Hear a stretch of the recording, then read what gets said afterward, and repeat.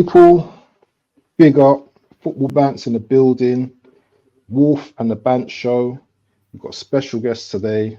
Man like JPT, keeping it real Chelsea. You know how we do.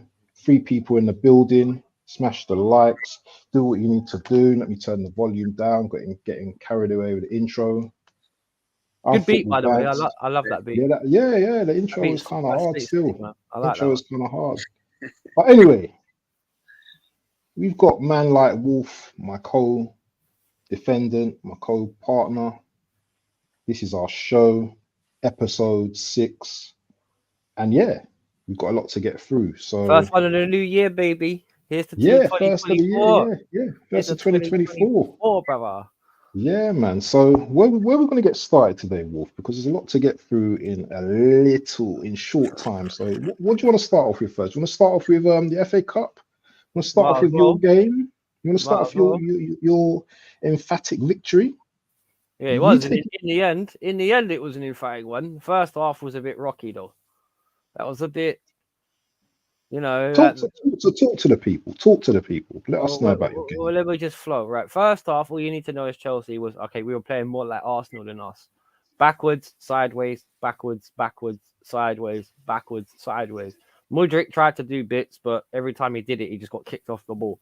Second half, different story. Everyone clicked. Even when Broja scored that header, because it was such a nice header, it was finally nice to see a little bit of quality on the ball. And I think JP were back. That header was beautiful. It was proper like looping, scooped off his head, like went into the back of the net. And from them, floodgates opened, man. We just battered them. Sorry, so 1 second. Before I bring this guy in, all I've got to say is the word history. This is probably the biggest dog I've had on my show so far. So everyone, it can only be one, isn't it? The only one. Highlander style. Hi guys, how are we Cheers, doing? Arsenal. How you doing, mate? You all right? Everyone on this panel should applaud this gentleman, right? Everybody, because this guy is an OG in the building. OG in the building. I would have asked Kenny as well, but I know he's just got back from Iceland yesterday, and he said, "Talk to me next week, Wilfie." So I wouldn't want to contradict him. OG and he's much means bigger old than guy, me. doesn't it? Pardon? OG means old guy. Oh no. It means original gangster. That's what OG means. Original. That's what it means. In your case, it'll be original gooner. Yeah, there you go. The polite way, not the evil way. Measured that one really good. So I'm not gonna be rude to the guy. He measured that one. Is it if I try and stream this on my thing for you? Yeah, of course, please. Yeah, but I don't think I got the sharing. No, he can do it because I'm cheap. Oh, you can do that. Yeah. Oh, you can do that. Yeah, you can do that if you want. But while he's doing that, do you wanna talk to us about Chelsea's game today and what was the team like? The setup and everything. Just go into it. Just give it to us. I think because JP was my partner in crime on that watch along, I think he'll agree that a lot of the time we were very disjointed. We had a very good chance in the first half where Palmer, he was 1-on-1 with the goalkeeper and he literally sat the goalkeeper down and tried to chip it over him and then missed. So it was one of those ones where it was a tight game. Preston put up a good fight, but once Broja scored that header, we were all over them.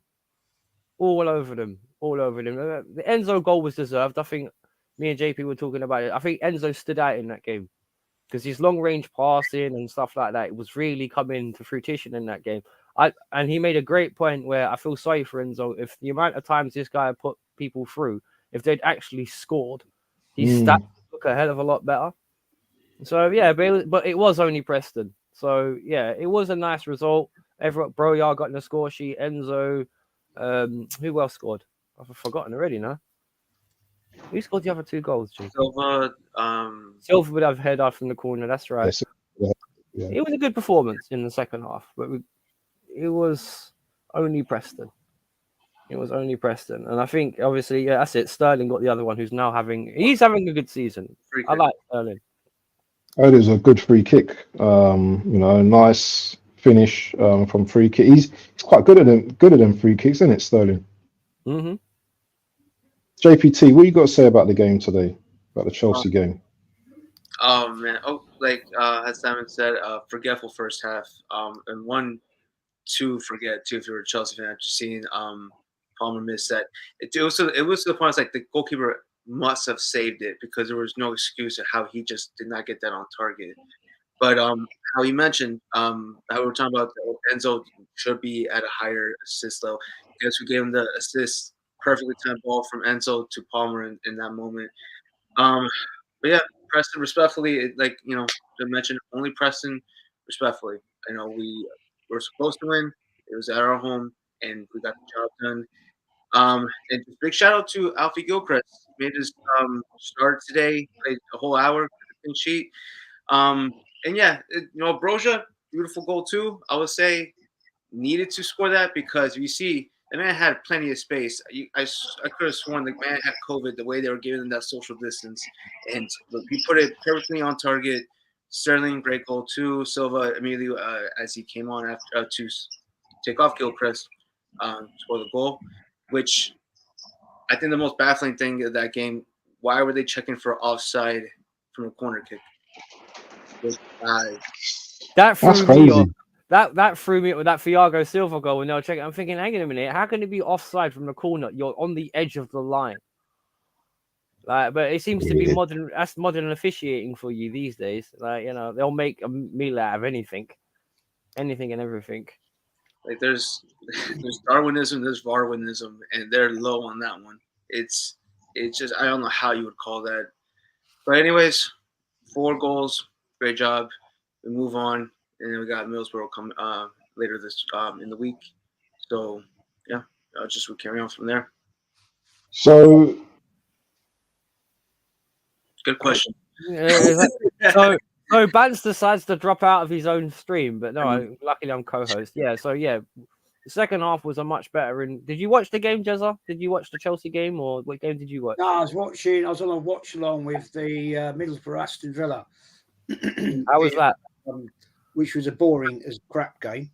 To be fair, I'm just going to say, anybody got the URL for this channel because it's not letting me share. Hold on, let me see. And I can send it to me on Insta because it won't let me. For some reason, I don't know why. Let me check. I don't know what happened there. Why I got chucked out all of a sudden. Big up early doors. Big up Tony. Normally, I can just. I'll see if I can put it in the chat. Can you see that in the chat? Yeah, it's in the chat at the moment. So, yeah, so right. What was I saying?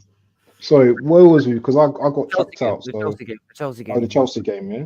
Yeah, I was going to ask. So, has this game obviously? I know it's just only Preston, but you only can beat who's in front of you, yeah.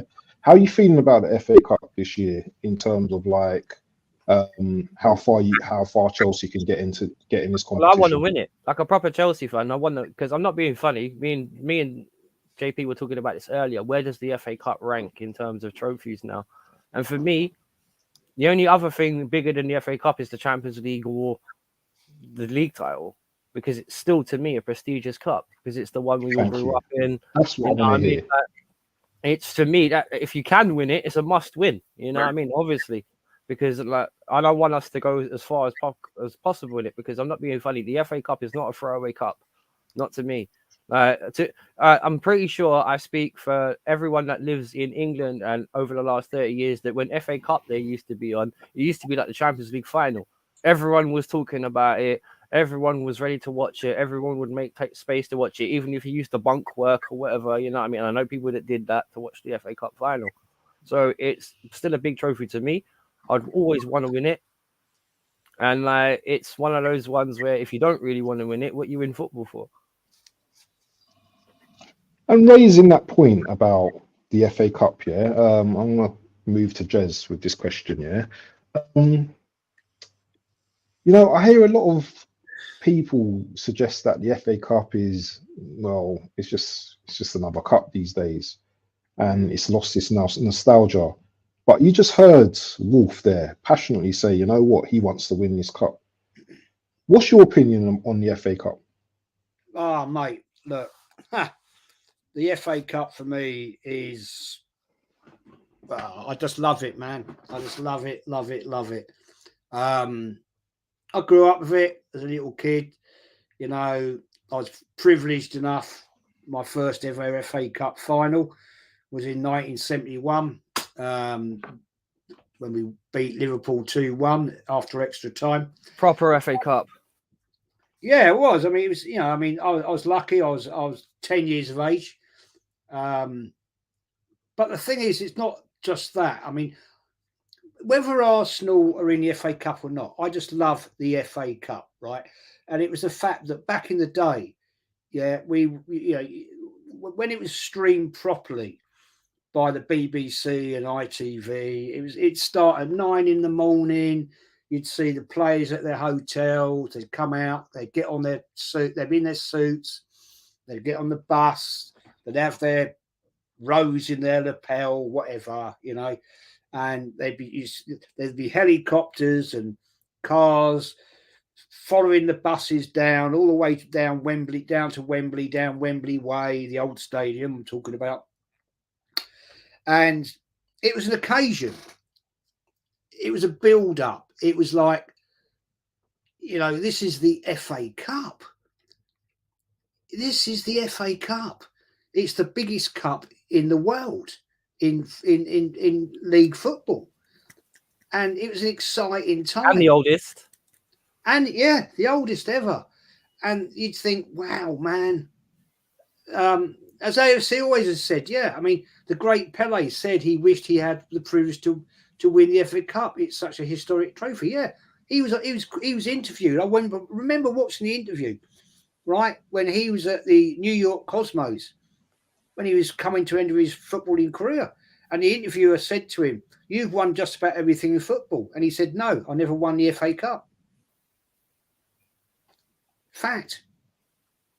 You know, and it means such a lot to me. And I think now it's so disrespected. It doesn't get the build up like it used to have. You know, I know people probably wouldn't be interested in that, but as real football fans, I used to love the whole day. It was a day. You'd be with your families. I can remember sitting with my granddad, right?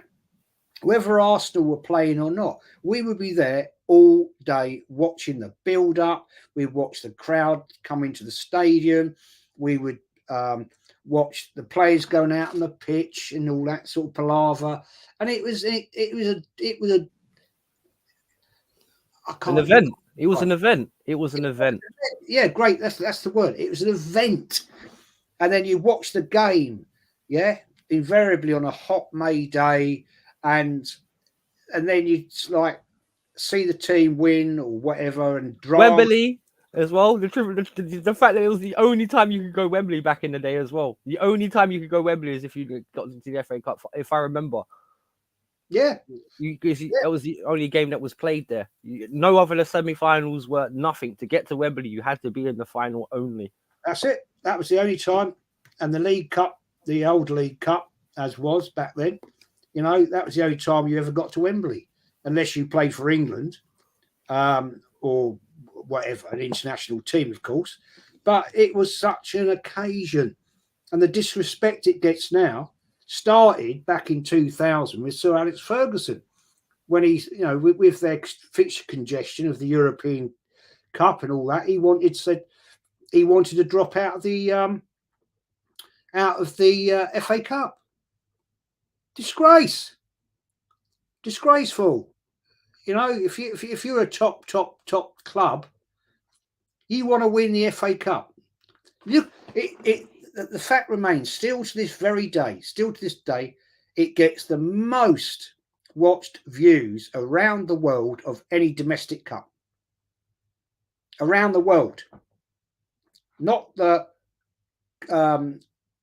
League Copa, whatever they bloody call it, or Carabao Cup, or anything, right? You don't get the Brazilian FA Cup, or whatever the equivalent is, watched over here, do you?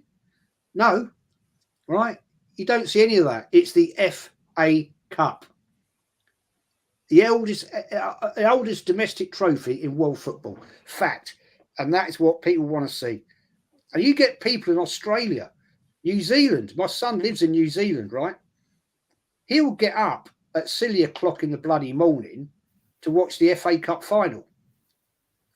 Yeah. And they're 12 hours ahead of us. So that he's getting up at like 4 o'clock in the morning, whatever time it is played nowadays. You know, and that's another thing that annoys me. It was always 3 o'clock on a Saturday afternoon. Yep. 3 o'clock, not 4 o'clock. Radio coverage as well, BBC. You know, you see the, as you're saying, the suits and everything, walking on the pitch and all that. I remember being at home, and this was like dumb young, when we were out shopping one Saturday afternoon, and we had to get home for 3 o'clock. And we was sitting there like at 1 o'clock listening to all the build up on the radio and 5 Live and all that kind of stuff. It was mad, brother. It was, as soon as you got up as a football fan, that's the first thing you weren't thinking about going work or whatever else or going to school. The first thing you would think of was the cup. Oh, the Cups game's at 3 o'clock. I've got to make sure I'm ready for that. You know, like it was so big. And again, one thing about it's another thing is it's a lot of it's a trophy. Like someone just said about Pele, that even a great manager like Brian Clough stressed that he didn't feel that he'd done everything in football. And it was like, why is that? But you won back-to-back European Cups, never won the FA Cup. So it shows how much through, okay, maybe like Jez said, because of like the 2000s, I think it's more the introduction of the Champions League and the way the prize money in other competitions has just gone completely up nuts compared to other. Oh, I think Jez bringing about. I think he might just jump back in. I think I want to just do a few shouts to some of the people that's coming. So big up AFC always. Thanks a lot. Brother. Big up Tony, Claude, Ghana, big boy in this. Yeah. Hope to see you tomorrow, my friend, during the watch along. Hope you're good. Big up DJ Crane. Big up. You know about that, yeah? And it's over now. It's over now. I can't remember. It is now or whatever. No, they think it's all over. It is now. Yeah, they think it is now, yeah. Oh, look at me. I'm getting old. But that's the World Cup, though. Yeah. All right. Well, don't expose me in front of all these people. Big up. I love you, Mr. man. Yeti. Big boy in this as well. You know, big boy stream earlier. I loved it earlier. Big up to you, man. Going well with your channel. It was a great stream. Welcome back, Jez. Now as well. Welcome back, Jez. Michael, big up here to there as well. I'm just saying the shouts and then we get back to you in a minute. Big up Malia. Big up. Who have I missed? I don't think Bargav as well. Hope you're early good. Doors. Early doors as well. Special shout to you as well. But yeah, I'm gonna try and get through the comments as well as we do the stream, depending on the actual topic as well. But what I want to do now... Hang on, that's an old school football comment. Who remembers when West Ham fans used to claim they won a World Cup? You don't hear that claim much anymore. No, I heard it today. I heard it from Early Doors today. Yeah, that's who I'm reading it from now. Literally, the thing is, that was one of the most bizarre claims in football. But it was actually very true. And if you don't believe it, 15 players of that World Cup winning squad were playing for West Ham.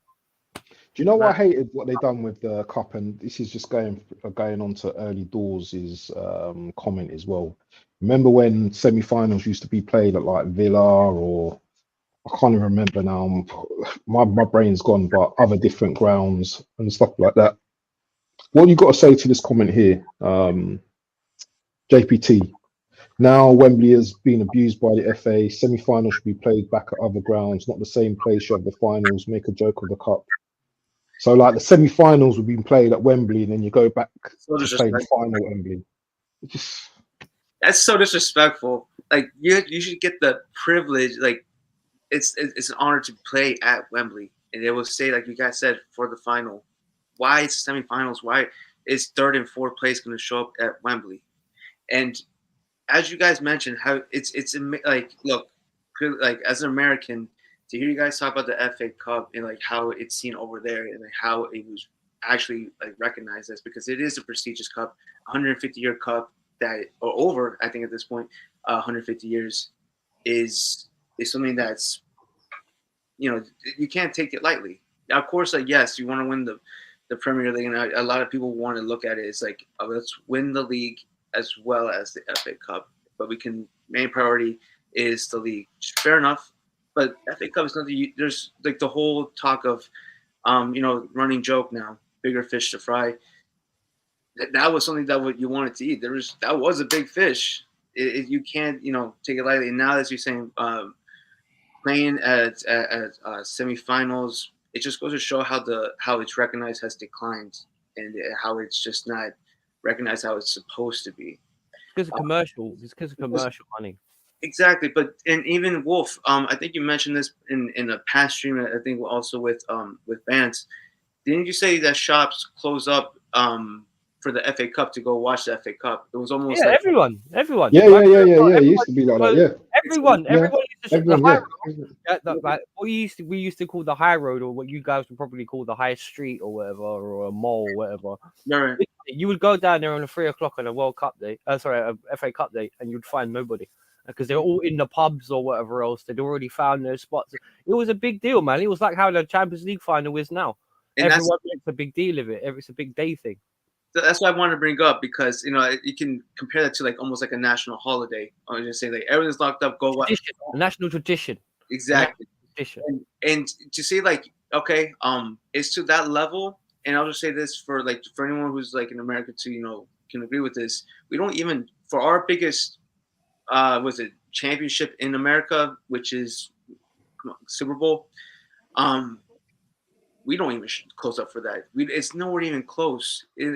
Our country's biggest sport doesn't even close up for their biggest championship. And you tell me that this doesn't matter, this doesn't mean as much anymore. It's ridiculous. It's to that level, where the cup should be recognized.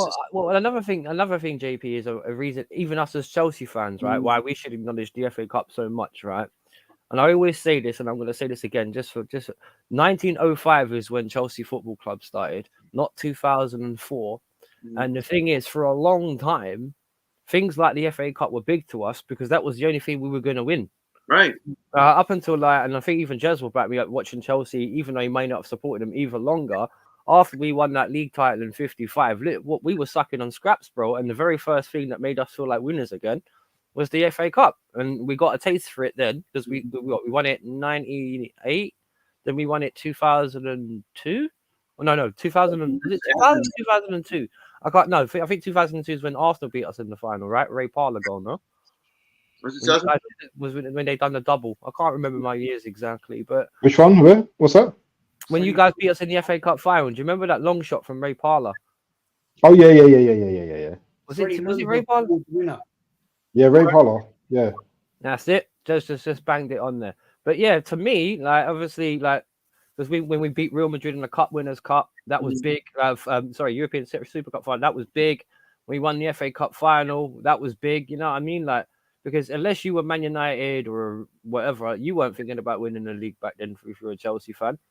So like the FA Cup was big because that was achievably like the only thing we could actually probably get our hands on. Because you would claim, and when you won it, you were claiming that you were kings of England, not just the winners of the Prem. The thing is, that was it. That was the thing. Like the FA Cup meant so much that if you won it, you were a big deal. Yeah. Because no Mickey Mouse teams won that cup. I just told you, a Nottingham Forest Brian Clough team couldn't win it. So Mickey Mouse teams were not winning that cup. You had to be serious, or you didn't win it. That's it. That's a fact. That's why it gave you a bit of chest, as we like to call it. It gave you a bit of chest. And I'm not talking about that Portsmouth chest where you win it and you go. I'm talking about proper, like you build off from that. Now you see how it's being treated now, where like you see people saying like, I don't want to win the FA Cup if it means that we can't win the. Well, then you don't know. Well, Jez will tell you. I will tell you. Bantz will tell you. You will say yourself as well. As like, if your team is a big club, you're looking to win everything. Because why are you in any sport if you're not exactly? It doesn't matter if it's a Carabao Cup, the Caravan Cup, they'll see you there later Cup, or the LDT Cup. You are in sports to win. You prove you are the best by winning trophies, regardless of what level. That is the aim of football. That is what any criteria in winning is based on. You don't get points for how you play. You don't get points for how pretty you are. You don't get points for how ugly you are. You don't get points for you were the bottle jobs or not, you get points or you get credit. Any winning team has a trophy behind. Look at Leicester, the joke team that should have never won the Premier League. They have a Premier League and an FA Cup to show you this is why we were good. Can our Chelsea team say that right now? No. Can Arsenal's team say that right now? Probably not. They got the FA Cup, but they ain't got a League Cup, league titles, league try. At our level, we're not even better than Leicester in 2017. Think about it that way. Like, you know what I mean? Like, because at least they have trophies, and this current Chelsea team don't. You know what I mean? And all the winners. But your team's only like kind of being put together. I mean, this current team's like literally this season, so the thing it's is, going to take time. I think. I go back to it's true. It's gonna no. I'm not talking about what's the effect. I'm talking about tradition. I've said this loads of times. That's why I've never agreed with this under 25 policy shite. You're don't get me wrong, because like if we're a big team, we're supposed to be the biggest, the best, the most experienced players. Blah blah. That's what. I'm not being funny. How many? Like, I can guarantee you that everyone will agree. How about 10 years ago when you used to look at the other teams and think, yeah, that guy's a bad boy. I'd love him in my team. You know what I mean? Or if you were Arsenal, all right, you hated Van Nistelrooy, but you would have taken him in a snapshot. You know what I mean? Like the landscape of football is completely different now, bro. Like Arsenal don't have the same standard. Chelsea don't have the same standards. Maybe because we've had to be gutted from scratch and rebuild from what we know as our older clubs, but you know what I mean? The landscape in football is so much different because the criteria isn't winning anymore. That's not the criteria. The expectation, I think, amongst the fans as well is not, you know, like in school, and I know I'm probably going to be waffling a bit, but you know, in school, that when I went to school, you know, you were taught that you come first. But now it's like, oh, well, you just competed. Doesn't matter if you're last, fifth, mindset. You know, it's just consolation cup. Mindset was just like, you know, if you lose, it's fine. But I just want to skip. I just want to go through these comments. I want to kind of segue, like, from talking about the FA Cup to preview the games tomorrow, because we got obviously the Arsenal-Liverpool game. I don't really care about the Man City Huddersfield game because you know, they're probably going to just smash them anyway. But the Arsenal-Liverpool game, this is probably the biggest game of the season for Arsenal so far. And the reason why I say that is because Arsenal are coming off the back of, like, you know, a loss to Fulham, defeats, and I think 1 win in 6. So I really want to touch on that game for the next probably 10, 15 minutes.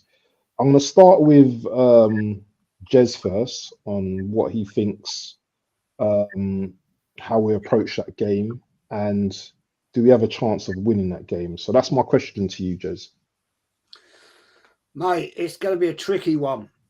The only thing at the moment, we talked about this a little bit earlier on another show.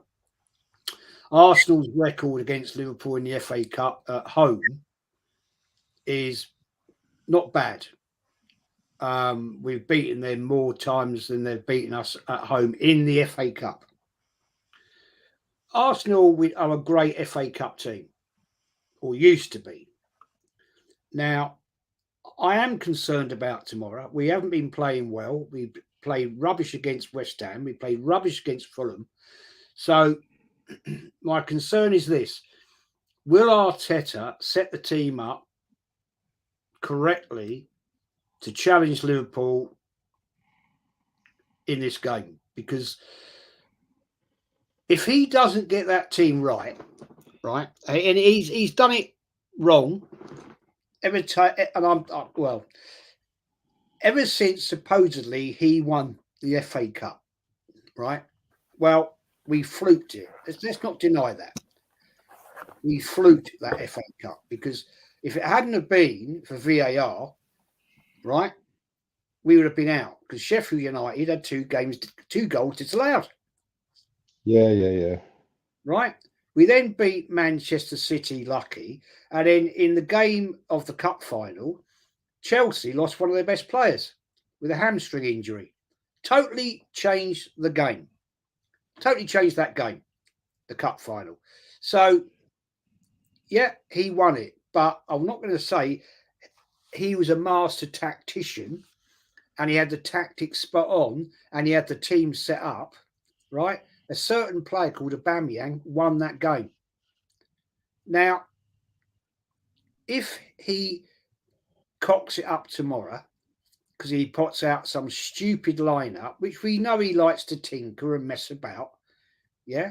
And if he hasn't got those players mentally ready for that game, then that is an absolute bloody disgrace. Bearing in mind, just to put it out there, Arsenal have won the FA Cup more than any other team. They've been in more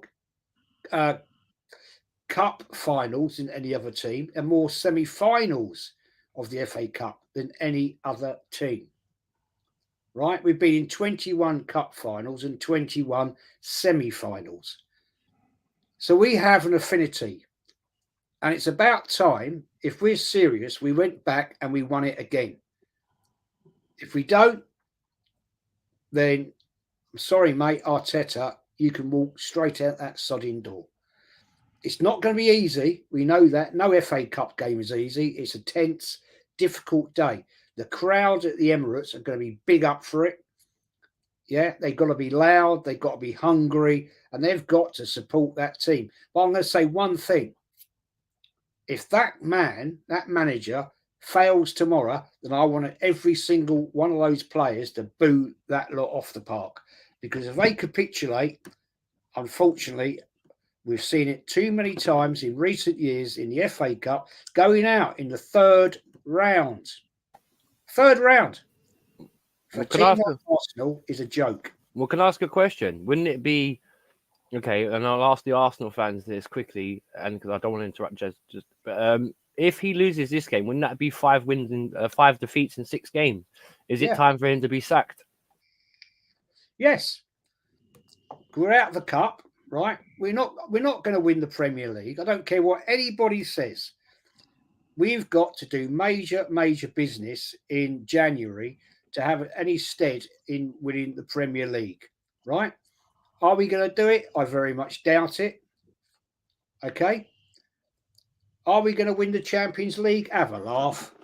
If we can't beat Fulham away, yeah, then just don't hold your breath to win the Champions League because you ain't going to live very long at the end of the day. And dare I say, dear God, why are we wearing the white shirts at home? Yeah, there's been outrage about that. This is the FA Cup, where at least wear the red and white, or at least wear, that horrendous bloody yellow and black shirt. Why are you wearing the surrender shirt at the Emirates? Why? This is Arsenal Football Club, right? The greatest winners of the FA Cup in history. Yeah, go out and show some sodding pride and wear the proper shirts, guys. It's a disgrace. And this is what shows what is so wrong with this football club. It is a joke. Do you know why they wore that white shirt back in the 30s? No. Right?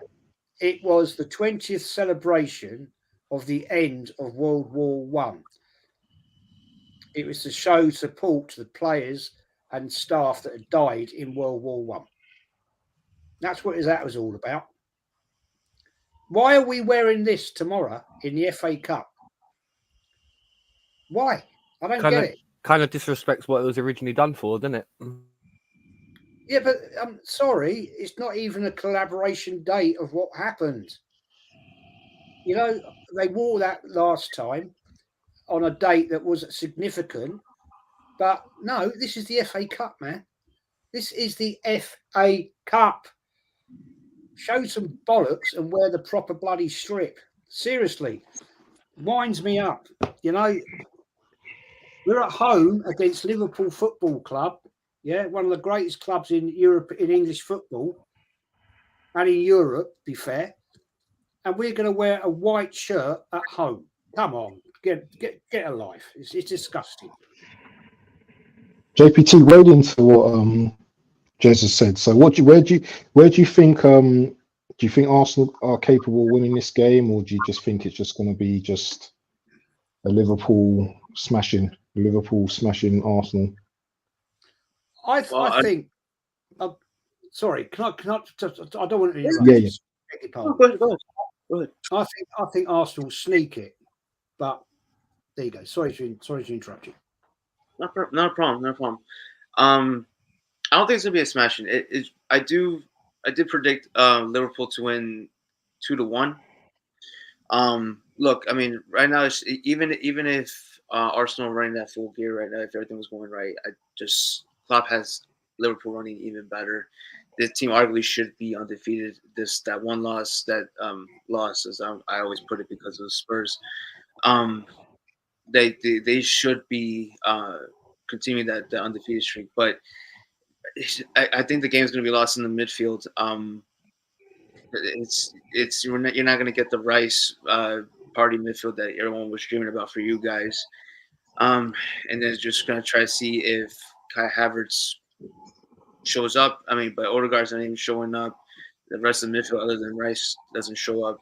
Defense, the biggest liability probably on your team is Zinchenko in the left back position. I mean, if Tomiyasu is out, then you guys don't really have anyone to play at left back, because Timber, he's gonna be back for months.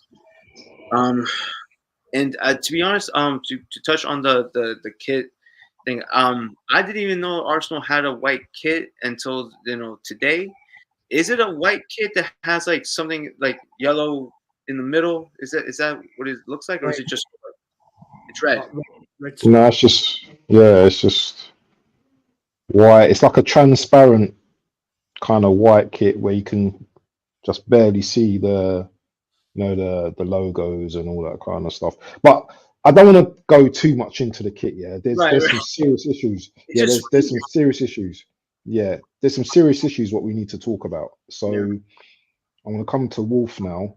So say for example, Arsenal lose tomorrow, Jez. Should the manager start to be questioned about his abilities? Yeah, absolutely. Of course. If he loses tomorrow, man, he's on very, very thin ice.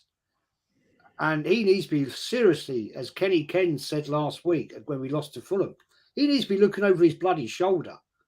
And Edu, we know Vinay's going in the summer anyway, right? He's already announced that. He's leaving. But Edu should be looking at himself as well.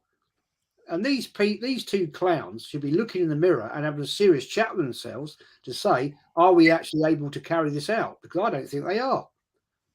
If he loses tomorrow, mate, he needs to go pretty damn quick, because we've got an international window coming up, right? That's time when Arsenal could very easily go out and get another proper bloody manager in. And I heard people say the other day, right, well, who's going to come? You pay the money, anyone will come. Simeone. You guys are screaming out for Simeone. Exactly. The question is also, and I'm going to throw this one out there, right? Why maybe is it Arsenal don't get the players in they want? It's not money. It's not about money. I know Arsenal like to pontificate and piss around with making silly transfer offers. There's also a question. Top class players will only want to play for a top class manager. Right? When we back in the day had Wenger, players wanted to play for him because he was the professor of football and he knew football. And we had the inroad, I know we did, to the French academies and blah, blah, blah, right? If you've got a proper manager, players will come. Sir Alex Ferguson had the pick of the crop. Why? Because he was a top-level manager. And that's why players wanted to play for Sir Alex Ferguson. And that's why players wanted to play for Arsene Wenger.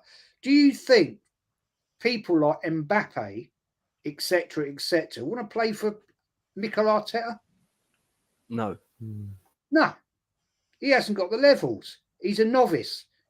He's arrogant. He causes upset in way too many players. We've seen it time in. It's been going on for years at Arsenal. He pisses players off and they down tools and out they go. And right now, I don't think the team are happy. I've been saying it for a few weeks on Lee's show. I don't think they're happy. And I think at the end of the day, we've seen it against West Ham. We've seen it against Fulham. And unless they can pick themselves up tomorrow, we'll be out. Another FA Cup gone. I think that Fulham game showed the frustration creeping in the Arsenal bit, because if you look at Declan Rice at half time, forget even full time, at half time, he looked like he was going to lose his shit. Excuse the expression. Yeah. Yeah. Big shout out to Monday, by the way. Man Big up United Omondi. Agenda. Make Mhm, sure you big up. guys go and subscribe to his channel, Big Boy channel, doing bits on YouTube. So let's just do a quick prediction then for the Arsenal Liverpool game. So we start with JPT. What do you think the score will be in that game? What the final result? Like I said earlier, I think it's going to be a 2-1 Liverpool win. And yeah, one the cup down that Arteta's not going to see. And so you guys just better hope that you win the Prem. Yeah, but even then, that's a tall order to ask. And you might have even better luck trying to win the Champions League. But FA Cup is already booked, at least I think. Wolf? Well, am I the only one sitting there and thinking this is a remarkable opportunity for Arsenal? How so? Maybe. How so? I'll explain. Right. Who's the team that everyone fears in the Premier League at the moment? Yeah, it's Liverpool. It's Liverpool, Of right? course. You beat them. And City. And City as well. Yeah. But Liverpool are top. City, Yeah. City. Well, everyone's waiting for the great City comeback. So I'm not being funny. If that's true, then they're not in their top dollar yet, are they? So Yeah.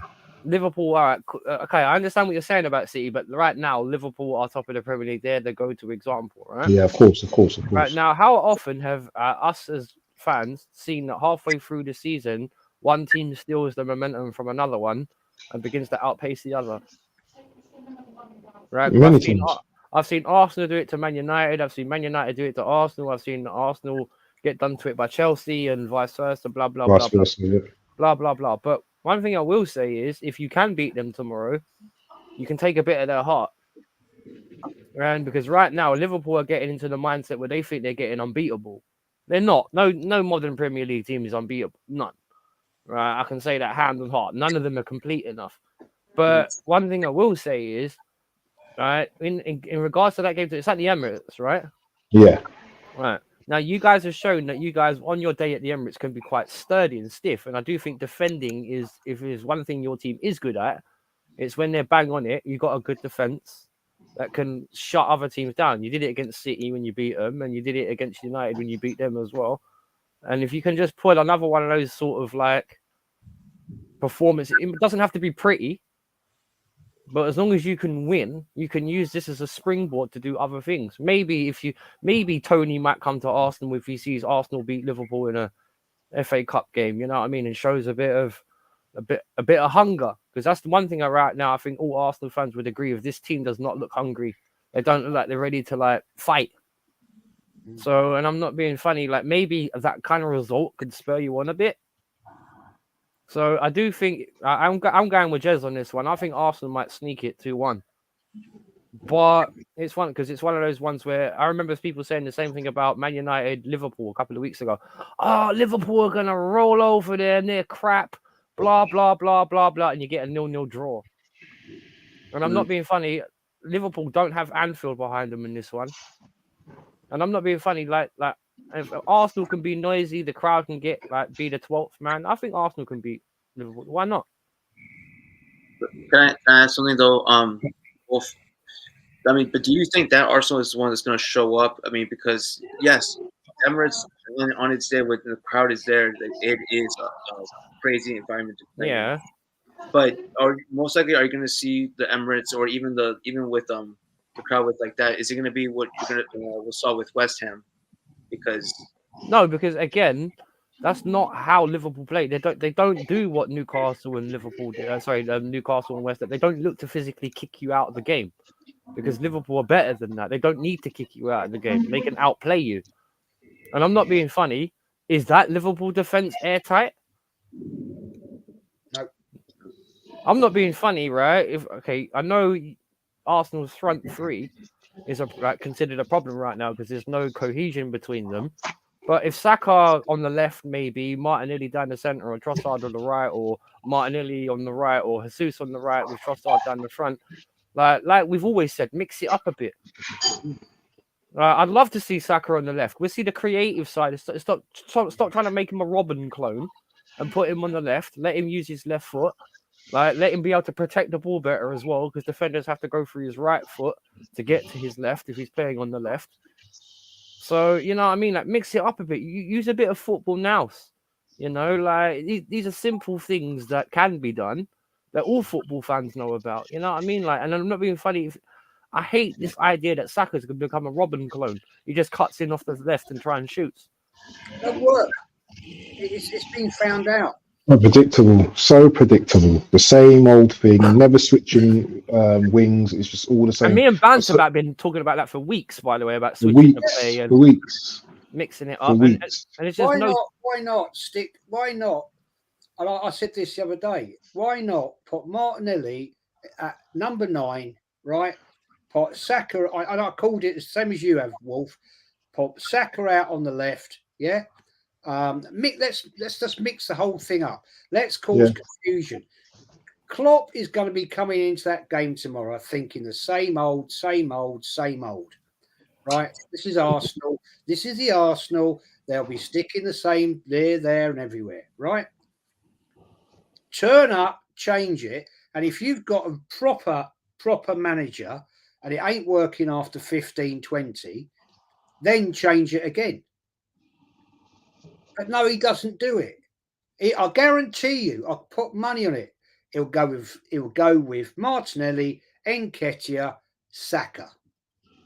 Same old boring story that every single manager, every single football fan in the world can see the same. Klopp is an elite manager. Arteta is an apprentice, right? And he has not, in my view, got the ability to take a risk. You need to take risks. If it goes wrong, change it again. That is what you do as a proper manager. Nothing ventured, nothing gained. Exactly. It's a cup game. You have to take a risk, right? And you have to take risks in bloody life. Well, this is what I don't get about Arteta, though, Jez, because if he's supposed to be a Pep Guardiola clone or a wannabe, you've seen Pep Guardiola switch up his system quite a few times. Why don't you ever do that yourself? Yeah, it's a joke. So what's the score, Wolf? You're saying 2-1, yeah, tomorrow? Yeah, to Arsenal. Sorry, Jez, didn't mean to interrupt you. I apologize. I'm going to sneaky 2-1. 2-1 Arsenal. I'm going to say 2-1 Arsenal. Actually, no, I want to say it's going to be a draw. I think it's going to be a 2-2 draw. Replay and we lose at Anfield. I just haven't got any confidence in our team at the moment. You know, especially if Anfield, if Liverpool score early doors and silences the crowd, then you know what. You know what the fans are like at Arsenal. You know, they go quiet. Then the players will sense that that lack of energy, and they might go into their shell. So I'm going to go for a draw. If we win, we win. But just a quick question here, Jez. Or anyone can answer it here. Would you start Ramsdale in goal tomorrow, and why? It's a good question, mate. It's a good, very good question, AFC.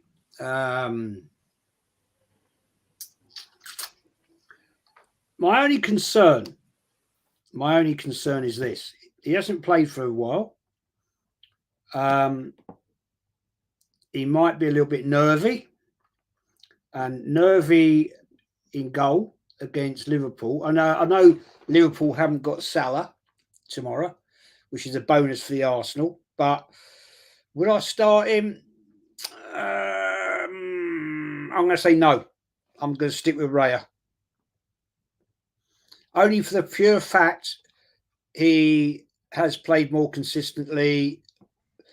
Well, he's played what's the term? He's played continually in the last few games, and I wouldn't knock him for the goals. To be fair, some of those goals have been nothing to do with him. It's just poor defending, poor midfield. We've let ourselves into that, so I'm going to stick with Raya. Yeah, I kind of tend to agree with you. It's like bringing in Ramsdale from the cold is a little bit premature, for my liking. And if you're going to stick with one goalkeeper, stick with him. You know what I mean? Because the more that keeper plays, the more experience, the more confidence they build up. So, you know what? Arteta's already made up his mind on who he wants to stick in goal. Well, that's what I was just about to say. Is the point kind of academic anyway? Because every instance, and like you look at it, Ramsdale's proved that he's not Arteta's first choice anyway because of the mistakes he makes. So I don't really think Ramsdale's going to have a future or much of a future at Arsenal anymore, to be honest. Yeah, I think he's out the door. Another quick question from Anthony Herbert. He says, question Bantz and Jez, what formation would you play tomorrow? I would go 4-2-3-1 because 4-3-3 doesn't work now.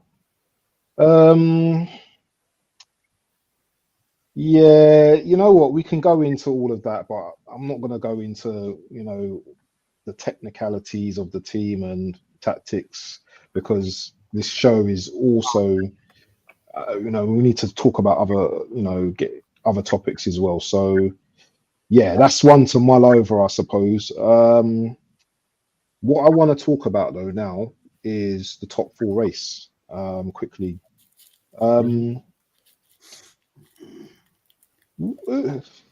So we talk about the top four or five in this case this season. Yeah, top 4 or 5, and then we go down to who we think will predictions on who we think will get relegated. So I'll start with JPT first. Who's going to win this league, and who's going to form part of this top 4, in your opinion? I mean, I think just how Liverpool has been looking like and consistently looking like throughout the season. I should be them. I think we're going to see how they're going to be without Salah. I think undisputedly their best player without a doubt. For however long he's going to be out for the AFCON, so issues me missing. So as long as they don't, of course, don't drop any points, and it's just like pretty obvious. They should run away with this if they don't fall too far or fall at all without him. Top 4 race. Looking to see what it looks like right now. I won't be surprised if the top 4 stays with these same 4 teams. Or Spurs had been in the conversation. They are just 1 point behind. But now without, they're still without their main players, Madison. They're gonna be without Son for his since he's in Asia. They're gonna be without Van de Ven for a bit too. Romero's out.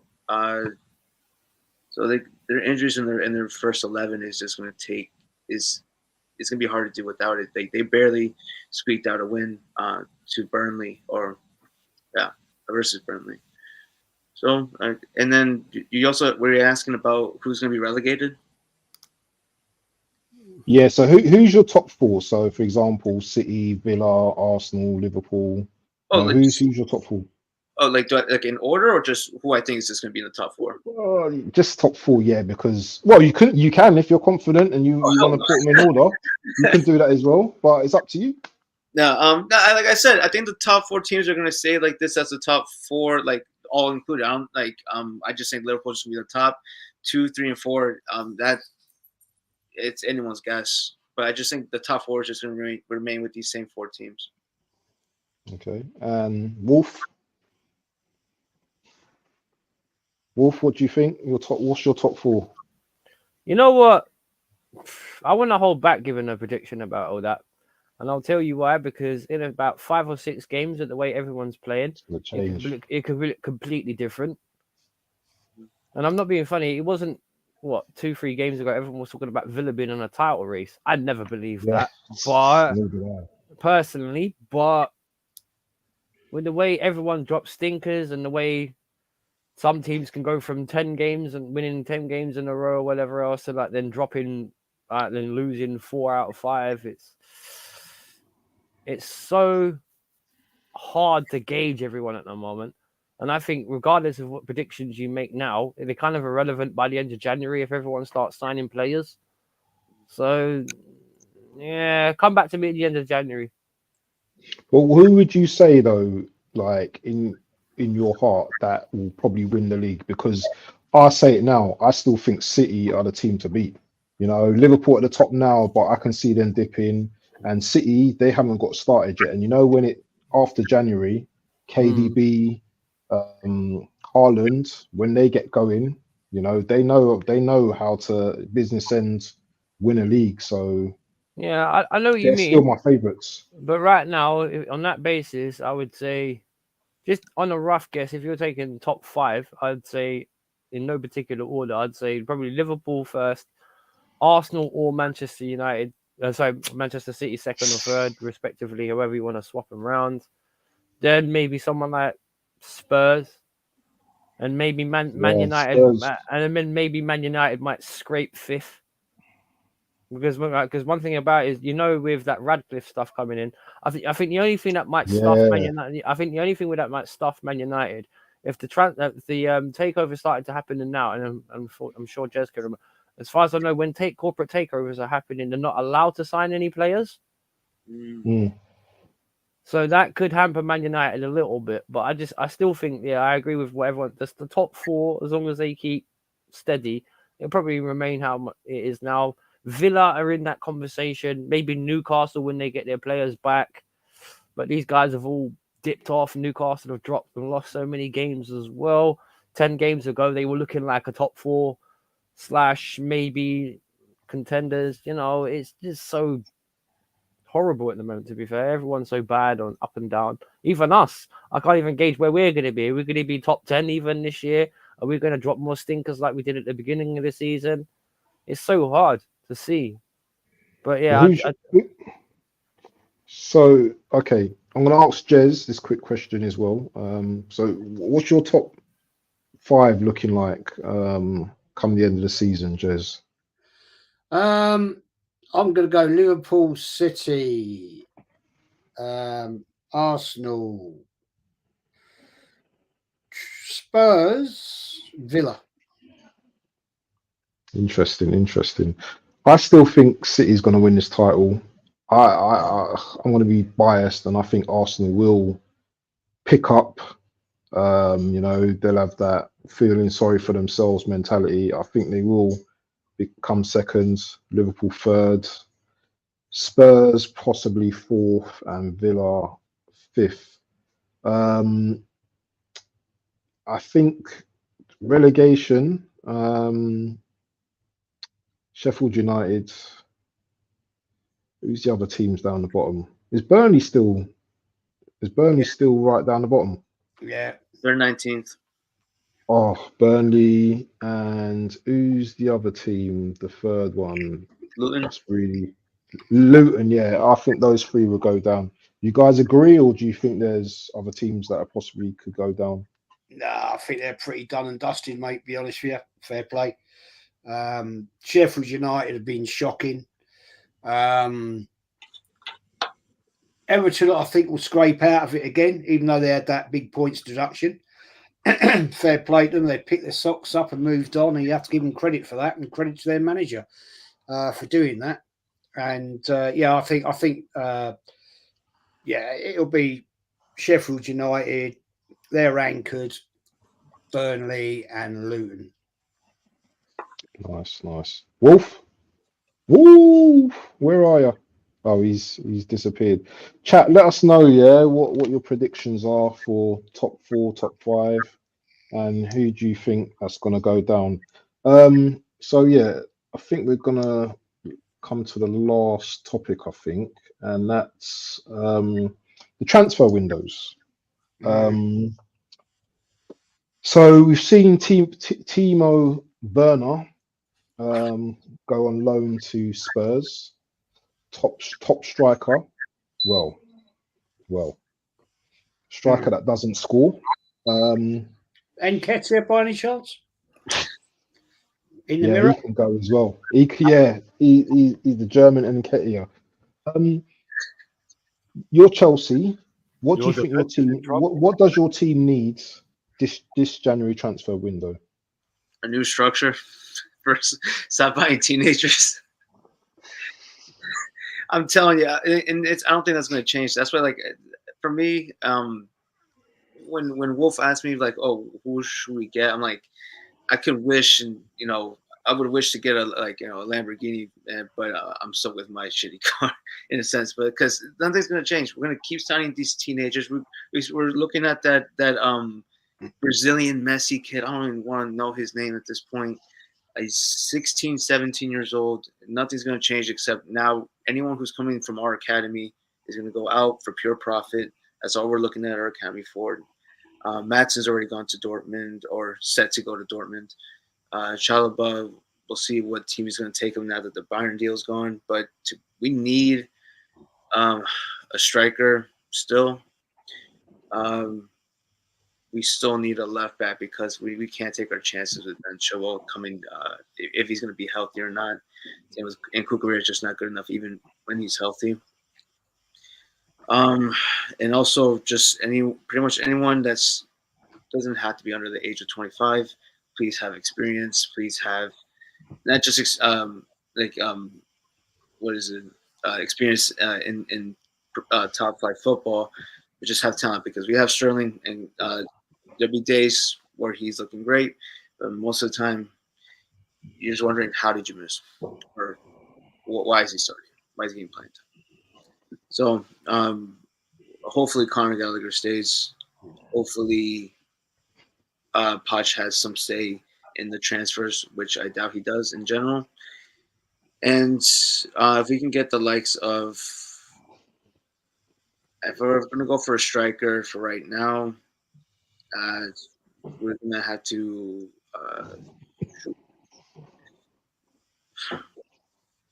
I don't even know. I think we might just stay quiet with strikers. I think they're just going to rely on Broja, and then we can get Bastonian. Perfect. Then I don't mind seeing Chalobah go because if we're just going to replace Chalobah with another teenager who just got his first pube, I'm done with this shit. Yeah, I know. I'm sick of kindergarten FC as well. Bro, the way Bull is looking at teenagers, I swear I won't be surprised if he's named in the Epstein files at this point, man. The guy is just he's going left and right for 14, 15, 16, 17-year-olds. I'm tired of this. Mad, isn't it? I mean, well, who do you think we should get? Well, I've always been an advocate. I think we need to rebuild our defense. Yep. If Reece James is not going to stay fit, find another right back. I don't mind Gusto. He's looking all right, but today he was playing on the left. I think he needs to play on the right. Learn more your trade. Ben Glass, Chilwell. If he's never going to be fit again, that guy needs to go. Wesley Glass for Farner. You shatter like a greenhouse. If you're not going to be fit, like I heard he put out a tweet yesterday. One more step. Yeah, all right. Just don't break your foot in the process, bro. I think we're all right in most departments. It's just our defense is so leaky. We can't hold leads. We can't stabilize against crapper teams, if you want to put it like that, because we always give them a chance. Look at when we lost again. What did we beat us the other day when Badashil literally taps it back to him? Is that Everton? Everton, wasn't it? Everton, I think it was Everton. He literally just like tapped his foot back and it went. It was, yeah. And he just set him up. So it was just like, okay. Yeah. Oh, yeah, that was right. Yeah, because it was Everton. Because remember I said Bantz, it was going to be 1-1 other than that Badashil mistake. It would have been 2. Made it 2-1. Big up Craig Matthews, by the way. Yeah, big up Craig, man. Big up. But yeah, as I said, I want to see more stability at Chelsea in the sense of, yes, we've bought loads of attacking players. Yes, some of them are young. But let's see a couple of more experienced heads in the defense that stay fit, that can guide these younger players. Right, we need a guy. Okay, Cucurella isn't a bad left back, but he's not a starter. So he needs to stay for me. Right, we need another left back. definitely need another left back. Reece James, all right, more patient with. He's had that hamstring surgery. We'll see how he heals, but we definitely need a new left back and a centre back.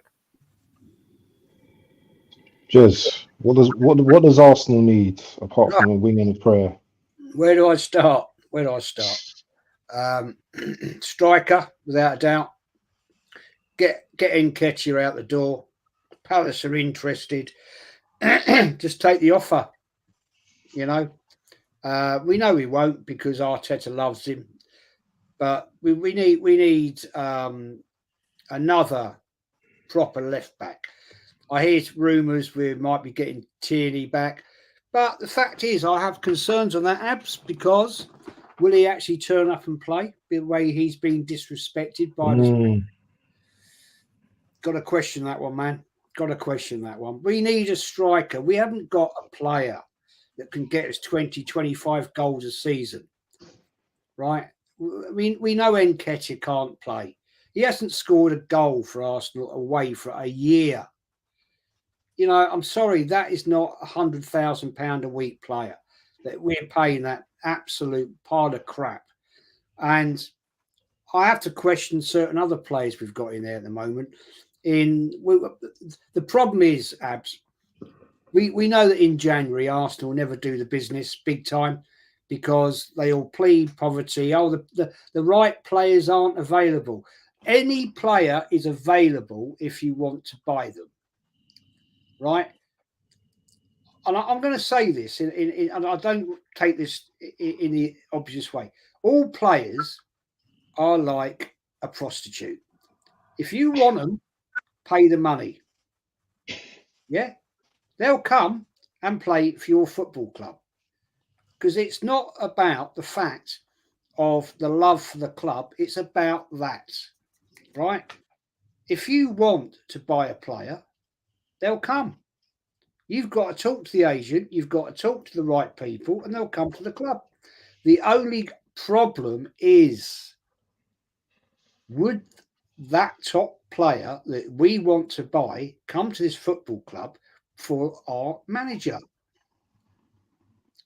That's the question you have to ask yourself. Yeah, I see that. Yes, he's always got to throw it in there, hasn't he? On his mind. You know, all footballers are available. If we were stupid enough, to go to PSG and say, we want Mbappe and we'll pay you 150 million, he'll come. If you say to him, we'll pay 150 million and we'll put you on 350, 400,000 pounds a week, he'll come and join. Of course, you know, they want money. It's a buyer's market. It's not about loyalty anymore. Forget all about that. We got kids coming through the academy that are homegrown. They're coming there. They're never going to probably make it at Arsenal. They're not the levels. They'll get to a point and we'll flog them. I'm sorry about this, boys, but I've got to go because I've got to catch up with my brother.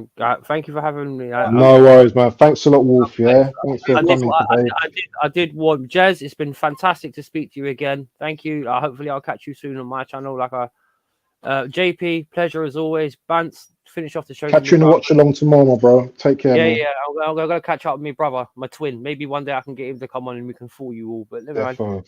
Yeah, dude, have a good one. Catch you. Definitely. Take care. Take care, man. Yeah, man. That's the fact, mate. You know, it's forget all this talk about this, that, and the other. You pay the money, yeah, they'll come. Simple as. The fact with Arsenal, we always fall into this dead stream of, oh, we can't afford it. Arsenal have got buckets, bagfuls of money, reserves, loads of reserves. And the fact is, it's just the fact. The club is mismanaged by a couple of idiots in the fact we've got a board of directors that are so old, they don't know what's going on with them. They're there for their dividends every year. That's fine. Good luck to you. But the fact is, if you want somebody, pay the money and they'll come to the club. End of story. Guys, don't forget to click on the like button and subscribe if you can. Yeah, I would very much appreciate that if you could take a second and click on the like button. Subscribe if you're not subscribed already. I want to build this channel up. I want to make sure that, you know what, we're putting out content more regular, and for you guys, you know, without you guys, then this can't be possible. JPT, let us know. Have you got anything coming up? You know, any shows coming up that the chat need to know about? We all need to know about. Probably do a what is it? Middlesbrough preview tomorrow sometime.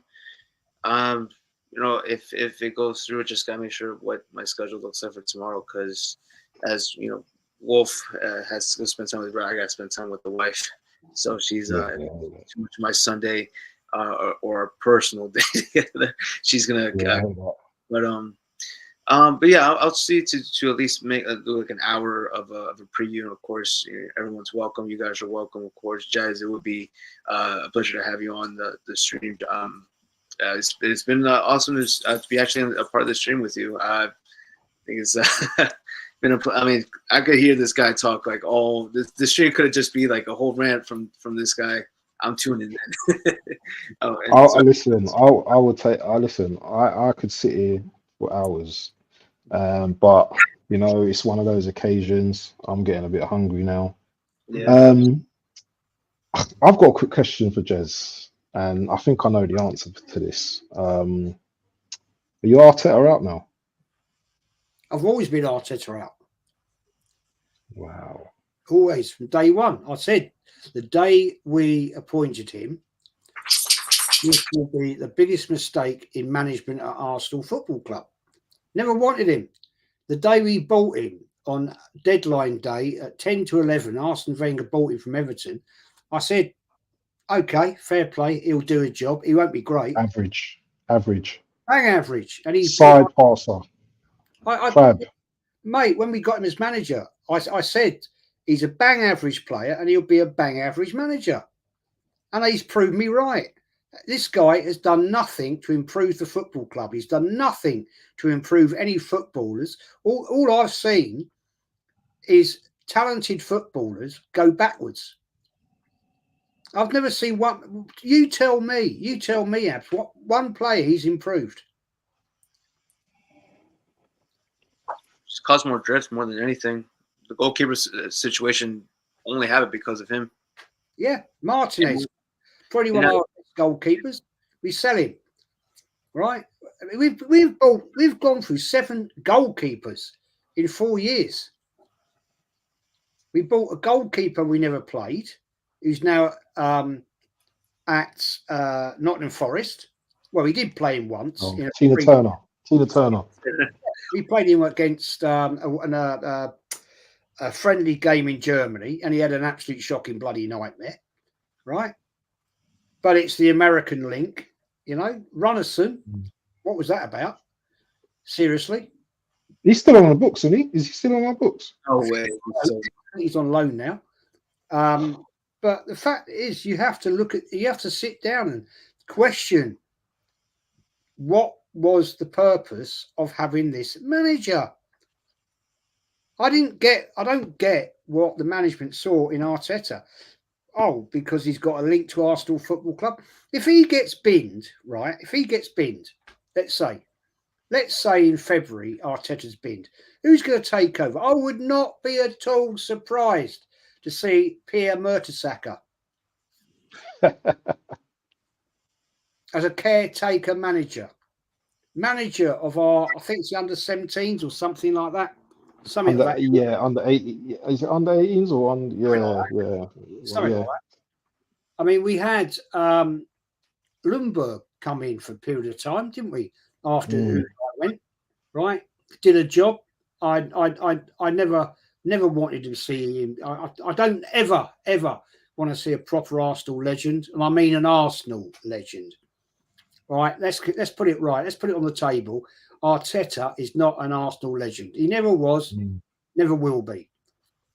Yeah, and the fact that's why I'd never want somebody like Vieira, Omri, Bergkamp of that ilk managing this club. I'll tell you for why. Because they wouldn't get the support they deserve and the respect from this club. And I would never want to see them fail at Arsenal.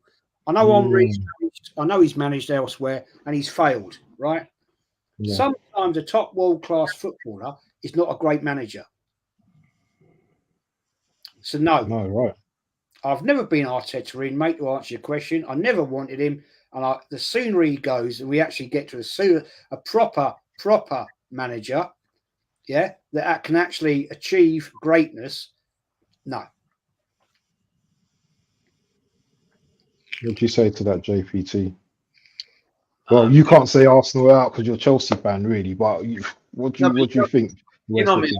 I always kept my opinions as unbiased as possible. It's like it's just what is like the correct answer. It's Arteta is a one-hit wonder. He's reached the potential or max potential he is as a manager in that one season. He's done. And if he stays any longer, it's just going to be a disservice to your club and to his legacy. I think this year or these past couple years, it's gone to show that just because you're a great footballer at one point, doesn't mean you can manage for, sorry for language, but can't manage for shit. Hard, horrible. Stevie G, horrible. Rooney didn't even make it a couple months on the job at Birmingham. Failed even worse in DC United.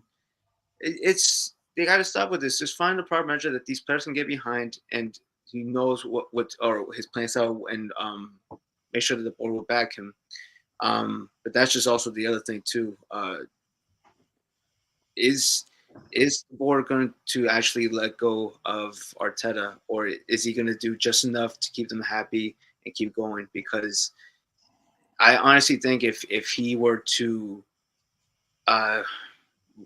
even finish top 2 or top 3, makes it to the semifinal of the FA Cup, even without winning anything, he'll still stay, because they'll see that as it's a good season. He made it to finals. He made it to this, but yet it's just going to cause more of a rift in the team.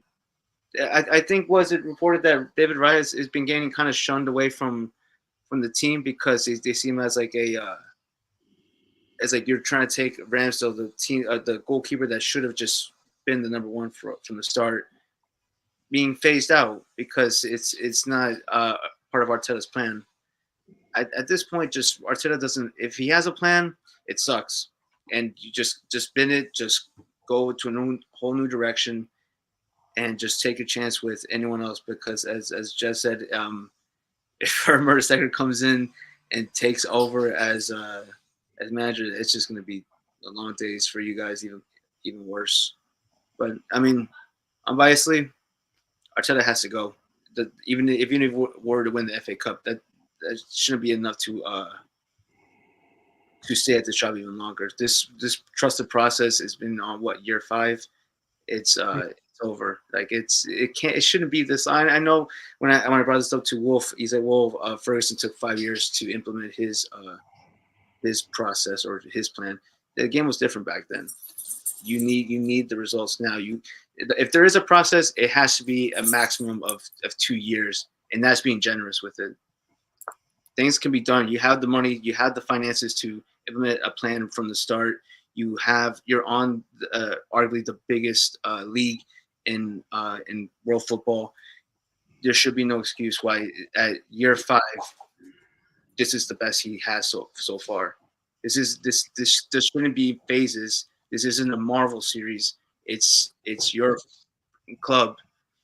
I don't know. If it was me, I would. This guy should have been gone by last season when the league it slipped from your hands. Yeah, you're totally right, mate. You're totally right. I'll tell you what. People are starting to get fed up with it, and it's only certain channels out there that will continue to pop this narrative out there about this bullshit, because they are in with the club and they will go with the narrative. And there's way more channels and more people And I've seen it. I'm seeing it. I'll be honest with you, in the fact the way my subs have gone up recently. Yeah, people are turning, getting fed up with listening to the same old, same old, same old. Same old. Yeah, and it's fact. Honestly, it's fact. People are getting fed up, and once the fan base start to turn, your job's done. See you later. I think we've come to the end of our show. And yeah, it's been a good one. Do you want to shout out your channel, Jez? Yeah, it's Arsenal, the history and more. Everything about the Arsenal. I do some history stuff. Haven't done a bit. Well, I have done actually. I did do some stuff before Christmas about the old times, the firms, and stuff like that, which went down very well. I've still yet to do one, which I'll do in the international boring window. My worst ever Arsenal players. Oh, interesting. Oh, mate, I've seen some, so have you. And mate, if you want to join in for that one, you're more than welcome. Yeah, that'd be great. That'd be great. I've got Kenny coming in to join on that one as well. And we'll have a great chat about that. And yes, it's Arsenal history and more. And Abs, thanks for having me on again, man. Thank you. Thank you, Jez, for coming onto my show today, man. Pause, but it was great for you to be here. JPT, Oh my god. shout out your channel. Shout out your channel. Keeping it real, Chelsea. I'll try to put some more content out there more consistently and frequently. But I just always love to just join streams, man. You know me, just to be amongst friends, good people, just to even have a good talk. And I always like to pick up something like some more like new information, like look at a different point of view. I mean, and of course, when you have I see the people on your panel, Bantz, always have good opinions and just better people. But yeah, and so thank you for having me on here, and I always appreciate it. And yeah, if I do that stream tomorrow, as I mentioned, you and Jez are more than welcome to join. Just gotta make sure that I find to pull the trigger before my wife kicks my ass. Yeah, Anytime. of course. Anytime. So we've come to the end of the show. And all I'm going to say is Arteta out, and we are out. Arteta out. Peace. Peace.